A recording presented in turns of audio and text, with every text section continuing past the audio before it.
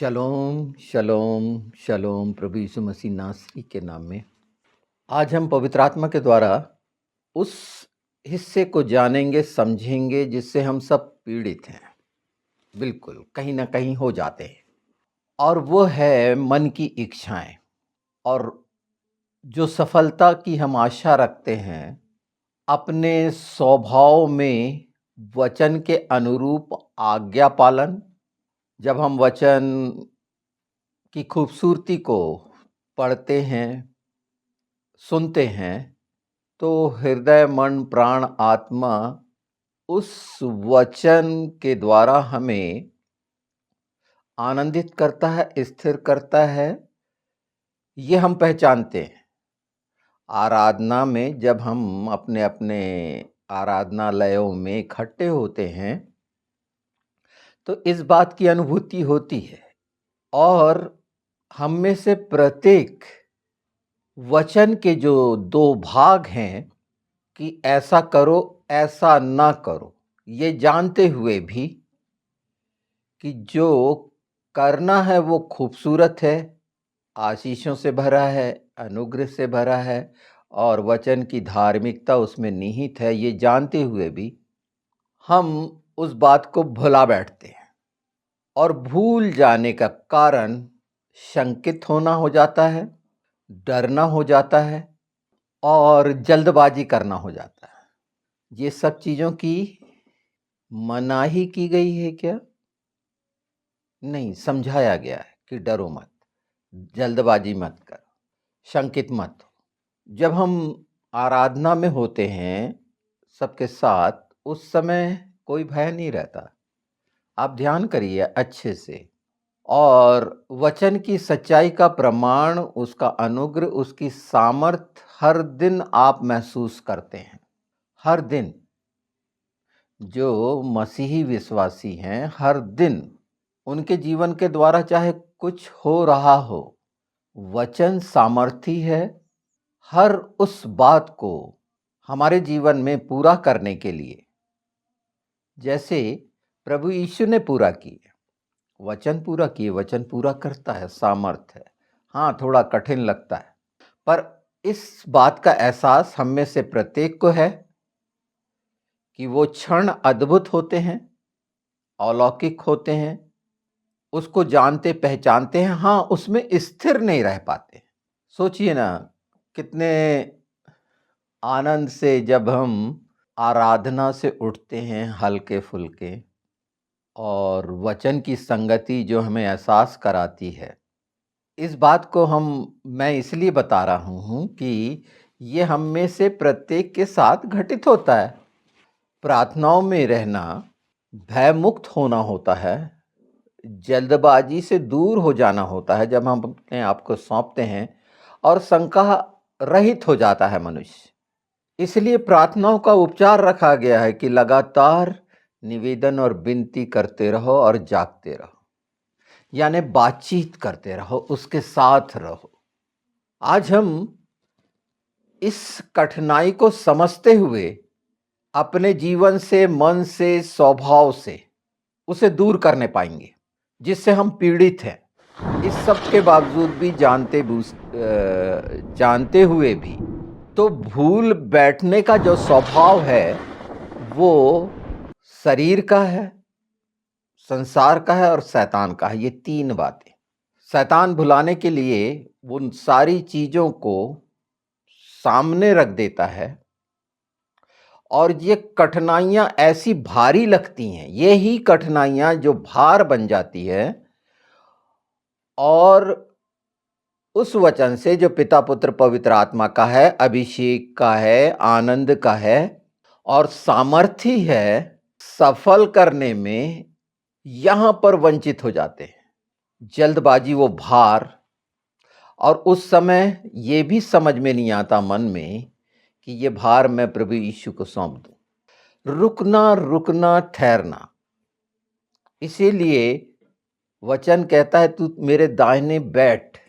2 second के लिए अगर इस बात को ग्रहण करते हुए हमेशा तैयार रहें, क्योंकि दूसरी चीजों के लिए तैयारी कैसे करते हैं? बिल्कुल करते हैं ना, जो हमारी आवश्यकता की है, जिसकी हमको लालसा है, उसकी करते हैं। इस पर भी ध्यान दीजिए कि उस पर ऐसा हम इतनी तीव्रता से क्यों वो इच्छा का, अभिलाषा का हमारे अंदर संचार होता है मन में। तो ये संसार, शरीर और शैतान वो ब्रेकर है, स्पीड ब्रेकर पे कैसे धक्का लगता है, झटका लगता है और हर चीज़ बिखरती सी समझ में आती है। तो ये वो झटका हमारे जीवन में अगर हम नहीं चाहते हैं कि संसार, तो हमें इस बात को याद रखना पड़ेगा कि मेरे दाहिने बैठ थोड़ी देर बस, साथ हो ले। जब हम अधिकार का स्मरण करते हैं कि लूका 10:19 और ये सब चीज़ों में दिया है कि तुम सांप बिच्छू को कुचलोगे, और हम बिल्कुल उत्साहित होकर इसको स्वीकार करते हैं और आमीन भी कहते हैं, निश्चित। पर ध्यान दीजिए कि वो वचन जब हम पवित्र शास्त्र में से पढ़ते, सुनते या बोलते हैं, उसका अनुभव अपने मन, मस्तिष्क, विवेक, मन और बुद्धि और आत्मा पर देखिए। वो अवस्था और एक ब्रेकर की झटके की अवस्था, इस पर कैसे विजय पा सकते हैं? हम सब प्रभु यीशु से बहुत प्रेम रखते हैं। उस क्रूस को हम याद करके आंसू बहाते हैं, पश्चाताप करते हैं, क्षमा मांगते हैं, क्षमा करते हैं। वो सारा कुछ पूरे अपने मन, प्राण, आत्मा, बुद्धि की सारी शक्ति से अपने प्रगटीकरण करते हैं। थोड़ा कम, थोड़ा ज़्यादा होता रहता है।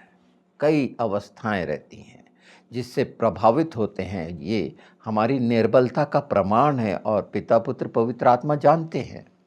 पर सफलता, अच्छा, हम इस जब इस विषय को हम देख रहे हैं तो हम वचन जरूर पढ़ेंगे, और वो वचन पढ़ते हैं हम इफिसियों 4।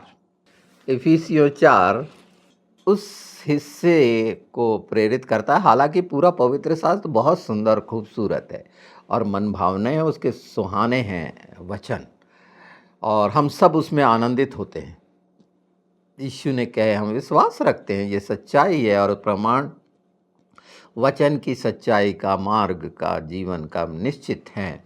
हाँ, ये थोड़ा सा जो इस हिस्से को हम सब जो वचन से प्रेम रखते हैं, उसकी खूबसूरती को मानते हैं, उस सच्चाई को मानते हैं, स्वीकार करते हैं, उसका प्रभाव हम पर होता है क्योंकि वो जीवित है, इसीलिए होता है।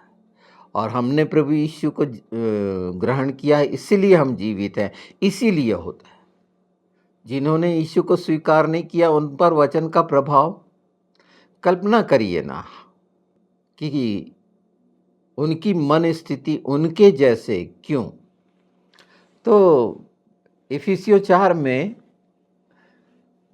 हम इस खूबसूरती को देखेंगे जो पौलुस के द्वारा वचन की वो सच्चाई का प्रकाश जो यीशु के द्वारा मिला है, उसका प्रकटीकरण की इस कठिनाई से, उन बातों में विजय होने से रोकने के लिए जो बात, उसको हम लगातार आगे जानते और समझते जाएंगे इसके साथ साथ, और स्थिर और दृढ़ होने के लिए अपने आप को तैयार करेंगे। तो सुनिए 4:17 से। 4:17, इसलिए मैं यह कहता हूँ और प्रभु में आग्रह करता हूँ कि जैसे अन्य जातीय लोग अपने मन की अनर्थ रीति पर चलते हैं, तुम अब से फिर ऐसे ना चलो। एक साधारण सी बात कर दी गई है कि इसको अगर हम मान लेते हैं कि अनर्थ रीति से चलने से क्या क्या होगा, क्योंकि उनकी बुद्धि अंधेरी हो गई है और उस अज्ञानता के कारण जो उनमें है, और उनके मन की कठोरता के कारण वे परमेश्वर के जीवन से अलग किए हुए हैं। यह है शंका, डरना और जल्दबाजी का। इसे बोलते हैं अनर्थ रीति, संसार की रीति, शैतान की रीति, विवेक शून्य होने की रीति, डरने की रीति। मन में अगर कठोरता हो गई हो, तो कठोरता कैसे होती है? डर के कारण होती ना। नहीं, मैं वहाँ नहीं जाऊँगा, मैं डूब जाऊँगा, उस पेड़ के नीचे भूत है, मैं नहीं जाऊँगा। मतलब कोई भी तरह का इस तरह से मानसिकता में डाल देना अंधेरापन कठोरता को दिखाता है। मन की कठोरता अगर आ गई है इन बातों में, तो अपने भार को भी परमेश्वर को सौंपने में दिक्कत होगी कठोरता के कारण। ये ऐसी कठोरता नहीं है कि निर्दयी वाली कठोरता समझ रहे हो, जो एक हत्यारे की कठोरता, बहुत अलग है। यहाँ हम आत्मिक उस कठोरता की बात कर रहे हैं। और वे सुन्न होकर लुचपन में लग गए हैं कि सब प्रकार के गंदे काम लालसा से किया करें। ये वो स्थिति है जिस और शैतान आकर्षित करता है। जल्दबाजी में यही चीज़ें होती हैं। नहीं चलो थोड़ा सा, और वो तमाम लुचपन मनुष्य के जीवन में आ जाता है, ना चाहते हुए भी। हमारी इच्छा बिल्कुल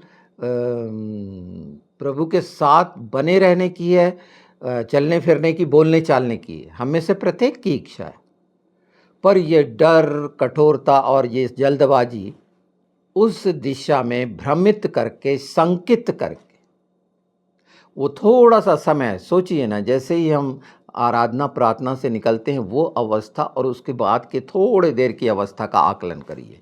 कैसे संसार की जवाबदारियां और कठिनाइयां ऐसे लगती हैं जैसे पहाड़ रख दिया गया हो, और इसको अगर मैं आज नहीं करूंगा तो तूफान आ जाएगा। मतलब इतनी हड़बड़ाहट और जल्दबाजी होती है कि उसके लिए नाना प्रकार की योजनाएं और लोगों से मदद और नाना प्रकार की इच्छाएं अपने आप को दयनीय बनाकर सहानुभूति अर्जित करने की अवस्था पैदा हो जाती है कि ये काम मैं किसके साथ करूंगा और कौन इसके लिए है जो जल्द जल्द कर देगा। उस समय हम भूल जाते हैं पिता पुत्र पवित्र आत्मा के हाथ में सौंपकर हम स्वयं वो काम करें। हम अकेले सब काम कर सकते हैं, हर अवस्था में कर सकते हैं, वचन की प्रतिज्ञा के द्वारा, यीशु के द्वारा, पिता पुत्र पवित्र आत्मा के साथ रहने से। नहीं तो ये लुचपन और लालसा वाले क्षेत्र में दुष्ट डालने की, मैंने बताया ये दो भागों को समझिए आप, है ना। पर तुमने मसीह की ऐसी शिक्षा नहीं पाई, वरन तुमने सचमुच उसी की सुनी और जैसा यीशु में सत्य है उसी में सिखाए भी गए हो कि तुम पिछले चाल चलन के पुराने मनुष्यत्व को जो भरमाने वाले अभिलाषा के अनुसार भ्रष्ट होता जाता है उतार डालो। यही वो स्वभाव है जो हड़बड़ाहट का है, जल्दबाजी का है, अस्थिरता का है, संकित होने का है, जो हमें विचलित करता है वचन के उस बात से कि जहाँ वचन कहता है कि मैं करूँगा, जहाँ हम 1000 बार बोलते हैं कि तू 1 कदम बढ़ा मैं 10 कदम बढ़ा दूंगा, हर बात को पूरा। पर जब हम आश्रित होकर, मनुष्य पर निर्भर होकर उससे अपेक्षा करेंगे कि नहीं वो कर देगा और ऐसा कर देगा, प्रार्थनाओं में हम यही तो करते हैं ना, बिल्कुल करना चाहिए, आत्मिक जीवन की बात है। पर ये संसार में शरीर के द्वारा किसी पर निर्भर नहीं होना चाहिए कि वो ही करेगा। जिससे भी आप ऐसी अपेक्षा रखोगे वो आपको पीड़ित करेगा, वो आपकी कमजोरी का लाभ उठाएगा, वो आपके साथ अनाधिकार चेष्टा करेगा, वो सब भूल जाएगा, वो छोटा बड़ा आदर सम्मान सब भूल जाएगा।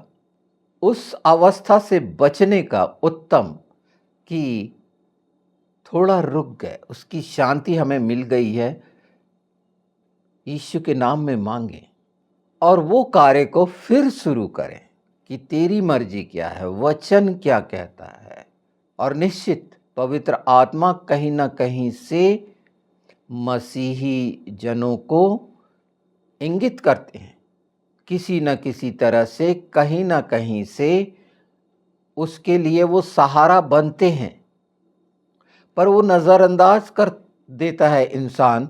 वो कहीं से सुन भी रहा होता है या उसकी आंखों के सामने से वो वचन पढ़कर जा रहा होता है, वो ध्यान नहीं दे पाता क्योंकि मन की कठोरता, वो कठोरता डर की।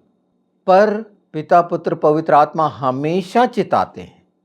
चिताने का मतलब सिर्फ ये नहीं है, आपको सफल करने के लिए चिताते रहते हैं, और वो उपाय करने वाला परमेश्वर है। पर जब हम कठोरता के आगोश में होते हैं, जल्दबाजी में होते हैं, संकित अवस्था में, डरी हुई अवस्था में होते हैं, तो हम भूल जाते हैं कि सब कुछ मेरे प्रभु यीशु की अधीनता में है। यहाँ हम विजय होने के लिए हर उस मन पर विजय, स्वभाव पर विजय कैसे हो, ये जानते हैं हम, सुनते हैं हम, पर उसमें स्थिर क्यों नहीं रह पाते हैं? उसके कारण क्योंकि भूल बैठते हैं, हमारी आंखें अंधी हो जाती हैं। अगर परमेश्वर कुछ दिखाना चाह रहा है कि इस चीज़ को देख लो और समझ लो, तो हम उस दृश्य को भी नहीं देखेंगे, उस परिस्थिति को भी नहीं देखेंगे, जो साफ साफ दिख भी रहा होगा तो नहीं देखेंगे। पर अब जब मैं ये बता रहा हूँ और हम जान रहे हैं इस बात को, तो तैयार रहें। दाहिने बैठ का मतलब है, शांत बैठ का मतलब है कि अब तेरी इच्छा क्या है, तू किस तरह से मुझे इस बात को बताना, दिखाना, समझाना चाहता है। वो हमारे मन की वो स्थिति कोमलता की स्थिति है कि जब हम ग्रहण करेंगे, जो सामने निश्चित हम जिन्होंने प्रभु यीशु को स्वीकार किया है, वो बिल्कुल संकित ना हो, इस अवस्था में पूछने वाले बने कि देख, अब ये अवस्था है, ये जल्दबाजी करने का मेरा मन हो रहा है, संकित हो रहा है मेरा मन, डर रहा है मेरा मन।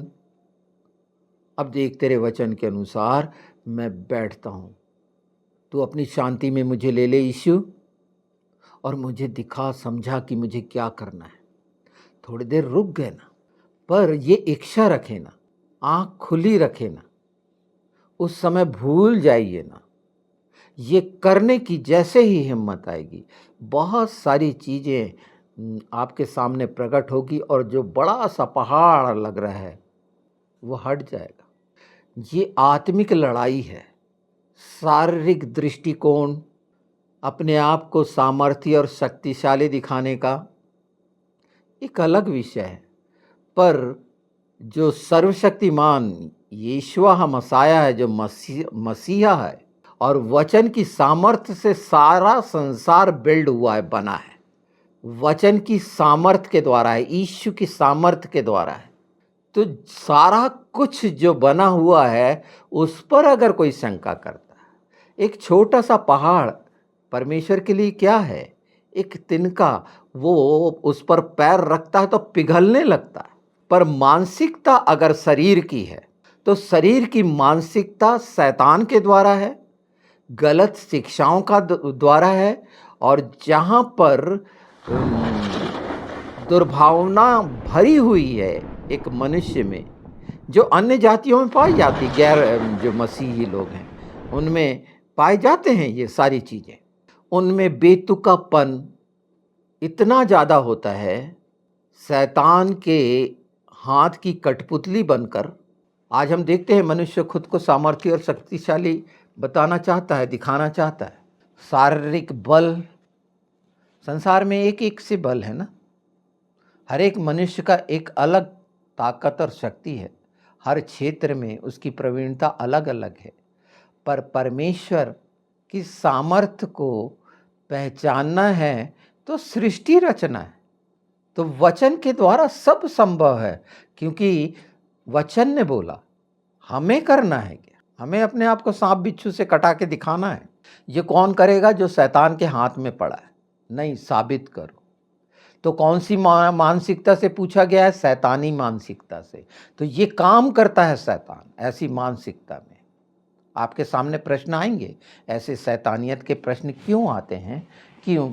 क्योंकि वो उन्होंने यीशु को नहीं स्वीकार किया है, वो उस गंदगी से नहीं निकले हैं जहाँ शरीर को, अपने मानसिकता को, अपने बुद्धि कौशल को विशेष जाना जाता है, और वो सब गंदगी है, नरक के कीड़े हैं।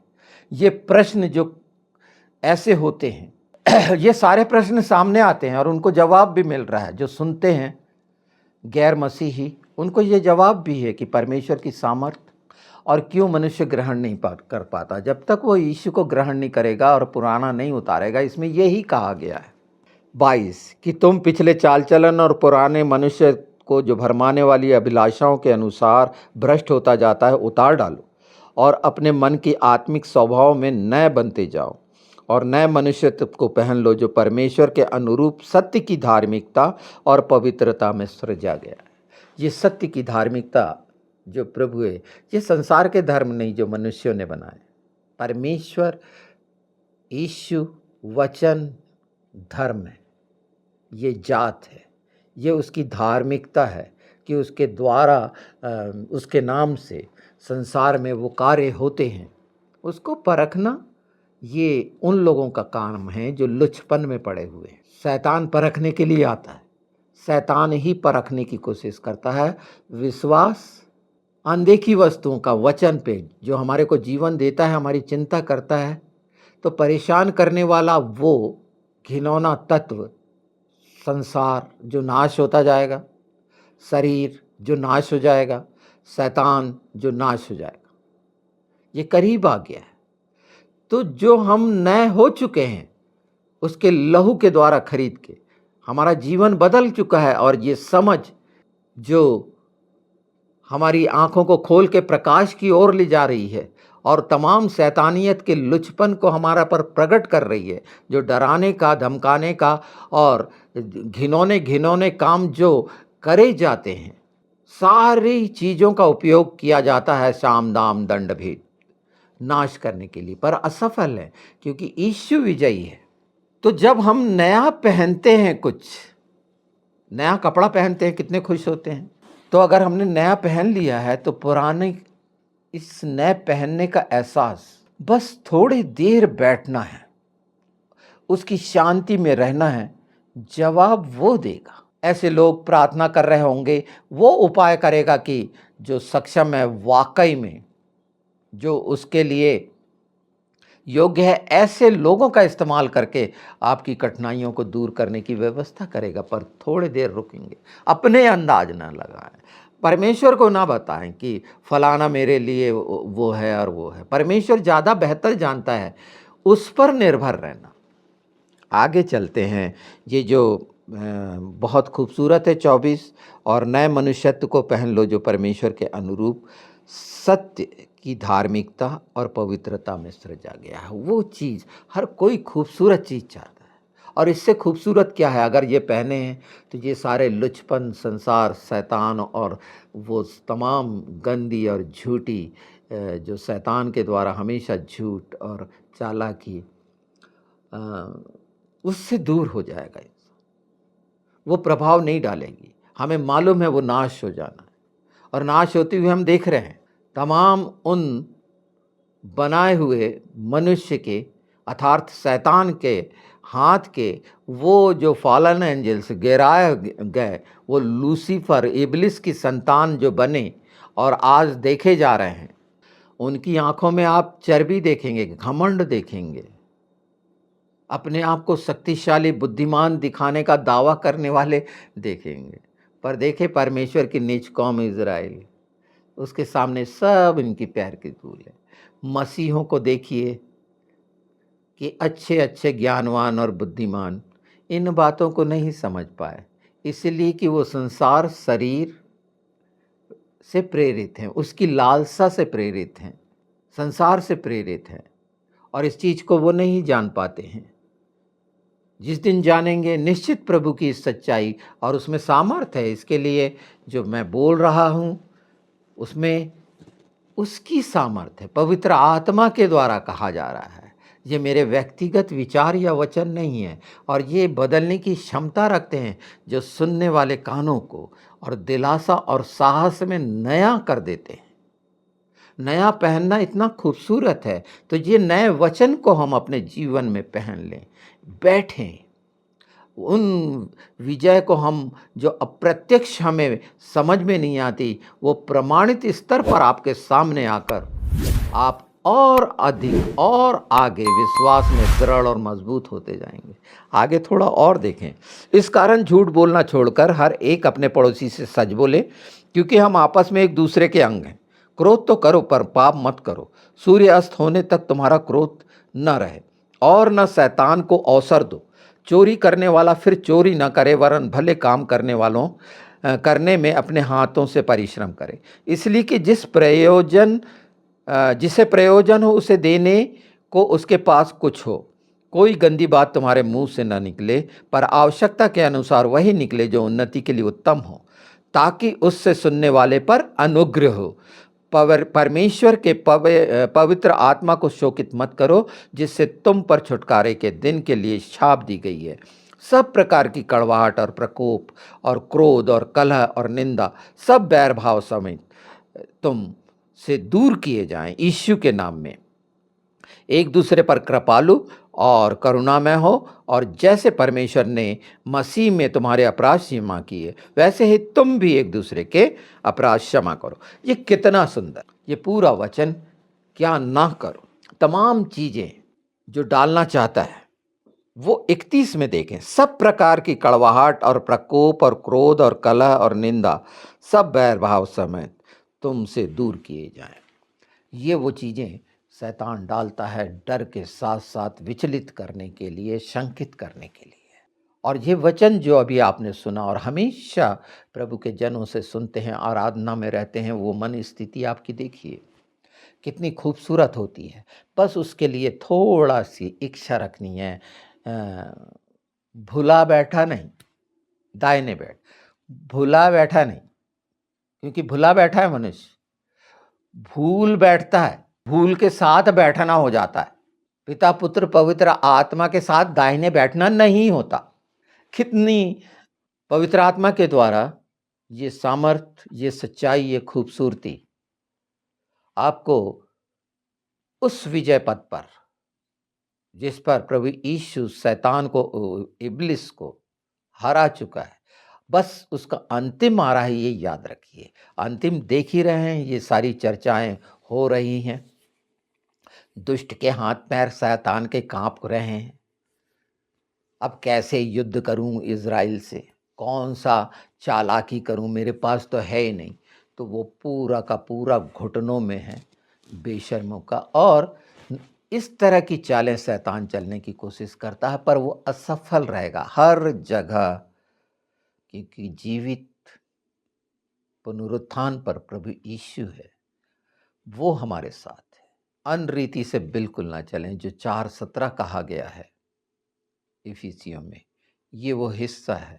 और हम में से हर कोई चाहता है, मैं ये सांसारिकता की सफलता और उन्नति की बात नहीं कर रहा, ये संतुष्टि का संपूर्ण जीवन जीना, जिससे ये तमाम गैर मसीही वंचित हैं और इच्छा रखते हैं। हम सब मनुष्य हैं, परमेश्वर की संतान हैं, वो भी इच्छा रखते हैं। पर हमारी कठोरताओं को शैतान तो उनको नाश के गड्ढे में डाल भी चुका है, पर कैसे छीनना चाहता है और कौन सी चालाकियां हैं। पर परमेश्वर के वचन की सच्चाई जो प्रभु के जनों के द्वारा आपके कानों में जान जाती हैं, बस ये ध्यान रखिए कि कोई भी कठिन परिस्थिति हो, जिस समय हम बोझ प्रभु यीशु को दे रहे हों, इन बोझों को, तो उस समय वो उपाय करता है। बोझ देने का मतलब वो उसका सॉल्यूशन हमारे सामने रखता है। पर दाहिने बैठना पड़ेगा, भुला बैठना नहीं, उसको भूल जाना नहीं, दाहिने बैठना पड़ेगा। और बैठकर इच्छा रखनी होगी कि उन बातों को वो दिखाएगा, सुनाएगा, समझाएगा कहीं ना कहीं से। जब आप ये चाहेंगे तब, ये सॉल्यूशन चाहेंगे तब। वो भेद आपके सामने मैं स्पष्ट कर रहा हूं कि बोझ देना, अपनी कठिनाइयों को देना तो बताया गया है, पर वो बोझ देने का प्रति उत्तर कैसे मिलता है, उसका जवाब कैसे मिलता है, उसके दाहिने बैठकर, शांति में बैठकर, और ये इच्छा रख कर कि मैं देखूं, सुनूं कि वो मुझसे क्या चाहता है। इस संदर्भ में मैंने अपना बोझ दे दिया जो मेरे सहन से बाहर है।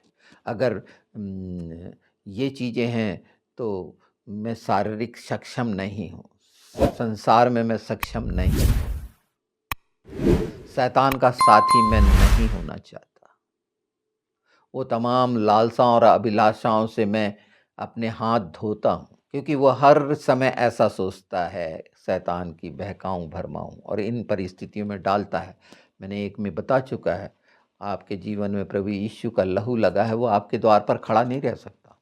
बस ये करना, ये सुंदर उपाय परमेश्वर के तमाम सुंदर वचन को आपके जीवन में कली और फूल और बीज बना देगा।